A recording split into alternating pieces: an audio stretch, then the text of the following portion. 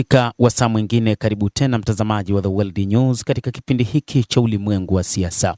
Naitwa Adam Hussein, lakini tunatazama Mashariki ya Kati ambapo kwa mara nyingine tena Marekani na Iran zimeanzisha mashambulizi ya anga baada ya Trump kuilaumu Tehran kwa kudungua helikopta yake. Jeshi la Marekani limeanzisha mashambulizi ya anga dhidi ya Iran, huku wa Iran wakilipa kisasi siku ya leo Jumatano kufuatia ajali ya helikopta ya jeshi karibu na mlango wa bahari wa Hormuz, ambayo rais wa Marekani Donald Trump alilaumu Jamhuri ya Kiislamu ya Iran. Iran ilianzisha mashambulizi katika eneo la Bahrain na Kuwait, ambayo yote yalitoa tahadhari na kurusha ulinzi wa anga kujibu. Iran pia ilisema ililenga kambi ya wanahewa nchini Jordan iliyohifadhi wanajeshi wa Marekani, jambo ambalo halikutambuliwa mara moja na maafisa wa Marekani na wale wa Jordan. Jeshi la Marekani lilitangaza kuwa lilianzisha mashambulizi dhidi ya Iran kufuatia kuanguka kwa helikopta ya jeshi lake aina ya Apache katika pwani ya Oman. Katika taarifa iliyotumwa kwenye mitandao ya kijamii, kamandi kuu ya Marekani ilisema kuwa mashambulizi hayo yatakuwa jibu sawia kwa uchokozi usiokuwa na msingi wa Iran. Haya yanajiri baada ya Trump kuilaumu Iran kwa kuiangusha helikopta hiyo na kuapa kwamba Marekani itajibu.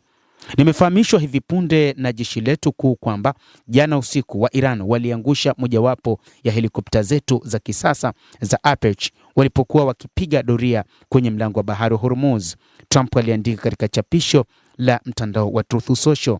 Alisema marubani wawili wa Marekani waliohusika katika tukio hilo wote walikuwa salama na hawajajeruhiwa. Hata hivyo, Marekani lazima kujibu shambulizi hilo, aliongeza rais huyo wa Marekani.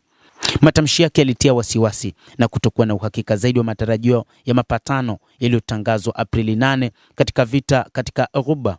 Siku ya Jumatatu, Israel na Iran zilisema zitasitisha mashambulizi kati yao baada ya kukata rufaa kwa Trump, ambapo aliziambia nchi zote mbili kusitisha makabiliano yao ya kwanza ya moja kwa moja kurushiana makombora na ndege zisizokuwa na rubani tangu Aprili, lakini Tehran ilionya kuwa ingeanzisha tena uhasama ikiwa Israel itaendelea kuishambulia mshirika wake Hezbollah huko nchini Lebanon.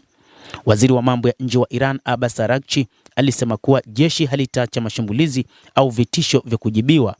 Licha ya kushindwa kwa uwanja wa vita, Marekani iliamua kujaribu dhamira yetu. Vikosi vyetu vyenye nguvu havitaacha shambulizi lolote au tishio bila majibu.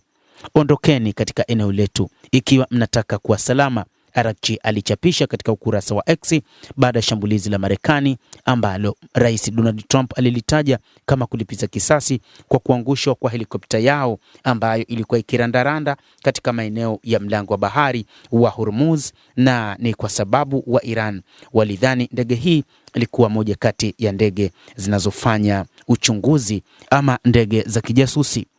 Mapambano hayo ya Jumatatu kati ya Iran na Israel yaliongeza mkazo zaidi katika juhudi za kuandaa makubaliano ya amani ili kumaliza vita vya Mashariki ya Kati na kufungua tena mlango wa bahari wa Hormuz.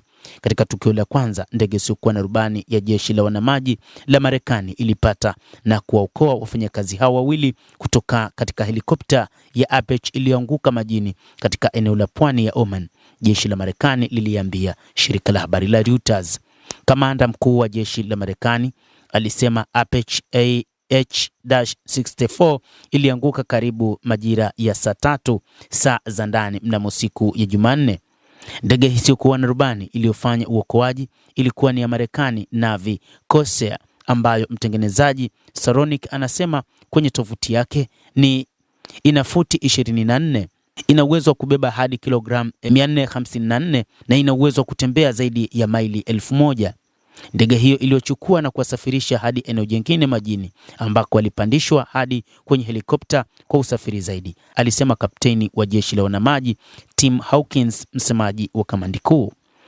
Hawkins alisema ndege hiyo isiyokuwa na rubani ilichaguliwa kwa ajili ya misheni hiyo kutokana na ukaribu wake na uwezo wake.